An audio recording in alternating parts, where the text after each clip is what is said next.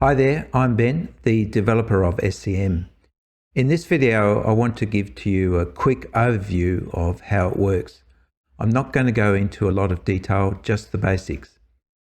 We'll assume you're a small club and all you have is a laptop and a printer.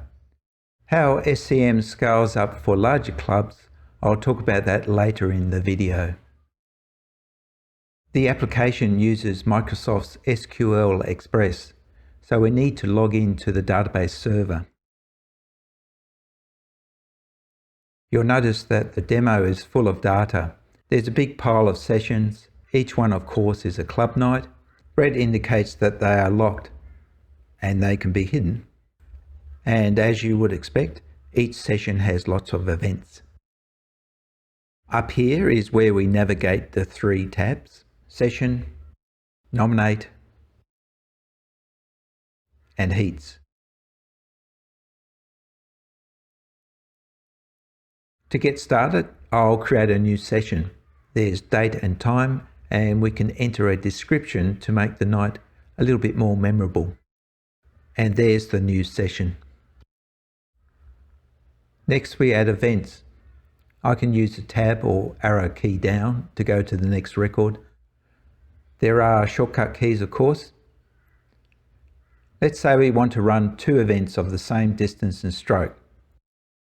Perhaps we are grouping our swimmers by division based on their age, so we need to describe these events. This information will be displayed and printed everywhere.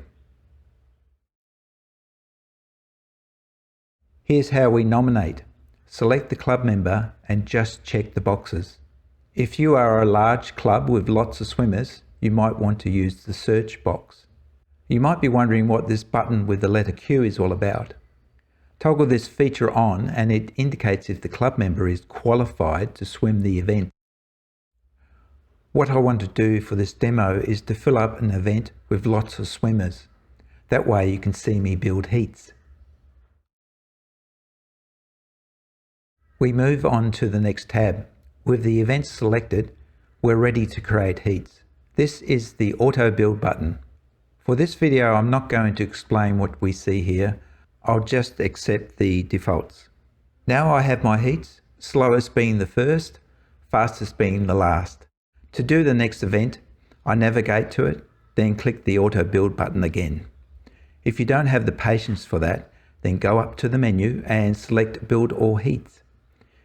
You can build heats manually and it's easy, but I'll leave that for another video.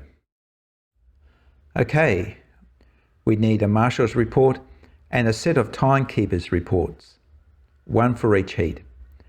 There's a shortcut button here that will print the lot. So those bits of paper get distributed and eventually a timekeeper's sheet returns to the desk. And it's time to enter the swimmers' race times. After all the events have been swum, we print a session report. So here's my final words. SwimClubMeet is scalable. Want to get nominations done faster? Just add another laptop and a router. Want to go paperless? Use the touchpad apps, Marshal and Timekeeper. For large clubs, how about getting your members to self-nominate with this kiosk-style touchpad app? That's it. That's the very short show and tell. I hope you found it useful. Have a great club night.